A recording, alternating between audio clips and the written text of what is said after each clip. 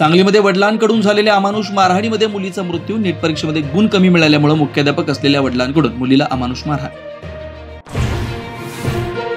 रायगड, रत्नागिरी, सिंधुदुर्ग, पुण्यासह सातारा घाटमाथ्याला पावसाचा orange alert. मराठवाड्यामध्ये सुद्धा विजांच्या कडकडाटासह मुसळधार पावसाचा अंदाज.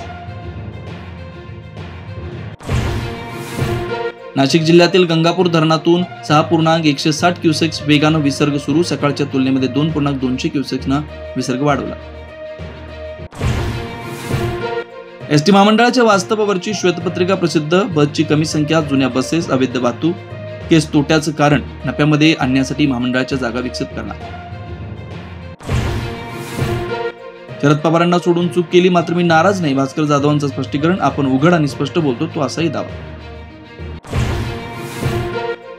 उद्धव ठाकरे भास्कर जाधवांची चर्चा करतील. संजय राऊत यांची माहिती. तर उद्धव ठाकरेंना भेटायला आपल्याला अपॉइंटमेंट लागत नसल्याचं भास्कर जाधवांचं प्रत्युत्तर.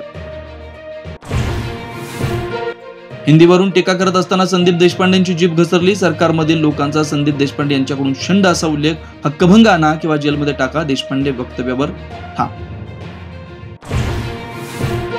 मुंबईमध्ये त्वचेचा कॅन्सर असलेल्या वयस्कर महिला कुटुंबियांनी कचऱ्याच्या ढिगामध्ये फेकल्याचा संशय. पोलिसांनी महिलेला केलं रुग्णालयामध्ये दाखल. पोलिसांकडून कुटुंबियांचा शोध सुरू. राज्यभरामध्ये जिल्हा परिषद शाळांची कमालीची दुरावस्था. नवीन शैक्षणिक वर्ष सुरू झाल्याच्या नंतर विद्यार्थी जीव मुठीत धरून गिरवतात शिक्षणाचे धडे. बुलढाण्यामध्ये शिक्षण मंत्री दादा भुसे यांच्या आगमनाच्या आधी विद्यार्थ्यांना जुंपलं कामाला. विद्यार्थ्यांकडून झाडून घेतली शाळा. चौकशी करून कारवाई करणार. बातमीनंतर भुसेंचं आश्वासन. संत ज्ञानेश्वर महाराजांची पालखी दिवेघाट पार केल्याच्या नंतर आज सासवड मुक्कामी. संत तुकाराम महाराजांची पालखी आज लोणी काळावरून पुढे मार्गस्थ होणार.